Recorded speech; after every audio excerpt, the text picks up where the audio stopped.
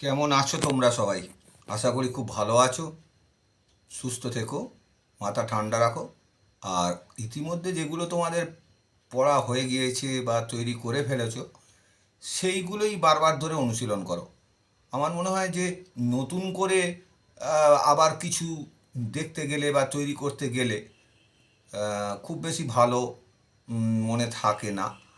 কারণ টাইমটা তো খুব শর্ট এখন। তৈরি হওয়া জিনিসগুলো বারবার রিভিশন দেওয়াটাই বুদ্ধিমানের কাজ। আমি নিশ্চিত আশাবাদী তোমরা প্রত্যেকে খুব ভালোভাবে পাস করতে পারবে। আর আজ তো কাউন্সিল থেকে রেজিস্ট্রেশন নাম্বার দিয়ে দিয়েছে। আগামীকাল থেকে তো তোমাদের অনলাইনে ফর্ম ফিল আপ শুরু হবে।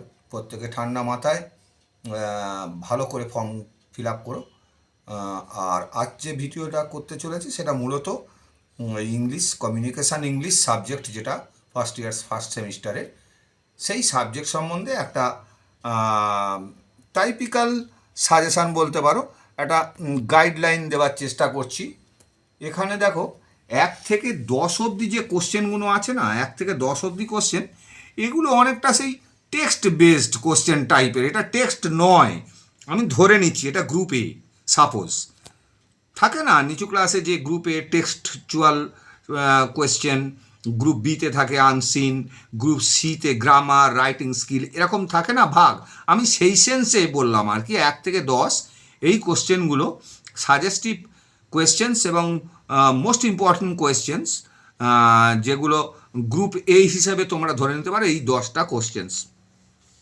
এবারে ধরো গ্রুপ বি যদি ভাবি, তাহলে রাইটিং স্কিল তো দেখো তোমরা ইঞ্জিনিয়ারিং স্টুডেন্ট, সুতরাং একটা কোম্পানিতে চাকরি করবে, চাকরি পাবে, সেক্ষেত্রে দরখাস্ত তোমাদের তো করতেই হবে, যেটাকে বলা হয় কারিকুলাম ভিটায় সিভি। সুতরাং ফার্স্ট রাইটিং স্কিলেই আমি সিভি দিয়েছি।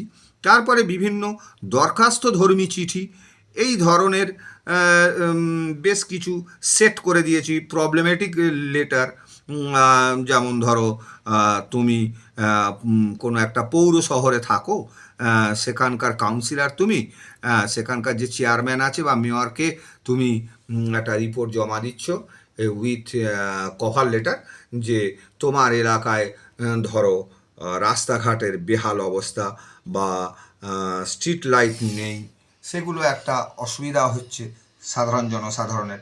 অথবা এমনও হতে পারে যে প্রতি গ্রীষ্মকালে পানীয় জলের খুব অভাব হচ্ছে তোমার ওয়ার্ডের বাসিন্দাদের। তা এই বিষয়গুলি নিয়ে একটা রিপোর্ট লেখা টু দ্য চেয়ারম্যান বা to the mayor of the municipality, এবং অ্যালং উইথ কভার লেটার। সুতরাং এই ধরনের 5টা রাইটিং স্কিলের আইটেম আমি দিয়েছি। তোমরা এগুলো রীতিমতো প্র্যাকটিস করো, আশা করছি এই টাইপের রাইটিং স্কিল আসবে। এটা ধরে যদি নাও গ্রুপ বি, তাহলে আমরা গ্রুপ সিতে ধরে নাও সাপোজ যে গ্রামার রয়েছে। এখন গ্রামার তো মাধ্যমিক লেভেল থেকে উচ্চ মাধ্যমিকে আমরা প্রচুর প্র্যাকটিস করে এসেছি। যারা মাধ্যমিক দিয়ে এসছো তারাও মাধ্যমিক লেভেলে এই ধরনের গ্রামার তোমরা অনুশীলন করেছো, সেগুলোই আর একবার করে রিভিশন করে নাও। যেমন change the voice, narration change, fill in the blanks with suitable prepositions, articles and verbs. তারপর ডু অ্যাজ ডাইরেক্টেড, যেগুলো তুমি বলতে পারো যে ট্রান্সফরমেশান অফ সেন্টেন্সেস, তার মানে কমপ্লেক্স থেকে কম্পাউন্ড থেকে simple, assertive two exclamatory, imperative two assertive, এই ধরনের বিভিন্ন ধরনের ডু অ্যাজ ডাইরেক্টেড, নির্দেশ অনুযায়ী বাক্য পরিবর্তন যাকে বলে, এই ধরনের গ্রামাটিক্যাল কোয়েশ্চেন্স আসতে পারে। তাহলে এটাকে তুমি ধরে নিতে পারো গ্রুপ সি। আর গ্রুপ ডি হিসাবে আমরা ধরতে পারি যে read the passage will be given in the question paper. Passage দেওয়া থাকবে, আনসিন প্যাসেজ তো বটেই। এখন এই প্যাসেজটার ওপর 2টো টাইপের কোশ্চেন থাকতে পারে। টাইপ 1-এ কি, যে ফরমেশান অফ নোট মেকিং, এইটা একটা টাইপ। আর সেকেন্ড টাইপ থাকতে পারে যে অ্যান্সার দ্য ফলোয়িং কোয়েশ্চেন্স, যে নিম্নলিখিত প্রশ্নগুলোর উত্তর দাও, যেগুলোর উত্তর ওই প্যাসেজ থেকে খুঁজে বার করে লিখতে হবে। তাহলে সামগ্রিকভাবে এই সমস্ত কিছুই তোমাকে খুব ভালো করে অনুশীলন করতে হবে বাড়িতে।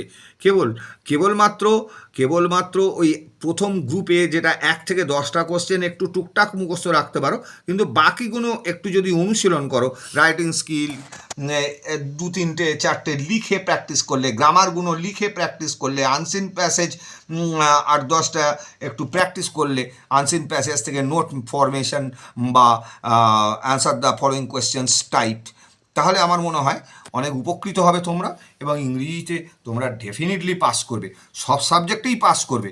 যেহেতু আমি ইংরেজি নিয়ে এখন আলোচনা করছি, তাই একটা সম্ভাব্য ইংরেজির ওপরে একটা গাইডলাইন, একটা প্রপার গাইডলাইন দেওয়ার চেষ্টা করলাম। এটাকে বলতে পারো একটা যে typical suggestions, but most important type suggestions in English. তাহলে অন্যান্য সাবজেক্টগুলোর সঙ্গে ইংরেজিটাকেও সমানভাবে মনোযোগ সহকারে দেখো, সব সাবজেক্টেই তোমরা পাস করবে, আমি ভীষণভাবে আশাবাদী। আর খুব বেশি কিছু বলে ভিডিওটাকে লেন্দি করতে চাই না। তোমরা অবশ্যই আগেও যেটা বলেছি যে আমার এই চ্যানেলটাকে লাইক এবং সাবস্ক্রাইব করে দিও, যেটা আমাকে পরবর্তী আরও নতুন তোমাদের হেল্পফুল হবে, তোমাদের কাছে হেল্পফুল হবে, এরকম ধরনের ভিডিও করতে উৎসাহিত করবে। আর আমি তো আগেও বলেছি, এখনও বলছি, যে যদি কারুর কিছু ম্যাথ বলো, ফিজিক্স বলো, ফার্স্ট সেমিস্টারের কথা বলছি, কেমিস্ট্রি বলো, ইংলিশ বলো, কারুর কোথাও কিছু প্রবলেম থাকে, নির্দ্বিধায় তোমরা আমাকে জানাতে পারো, আমি অবশ্যই সলভ করে দেব। আমি সবসময় তোমাদের সঙ্গে আছি। তাহলে আজ এই পর্যন্তই থাক। Thank you very much.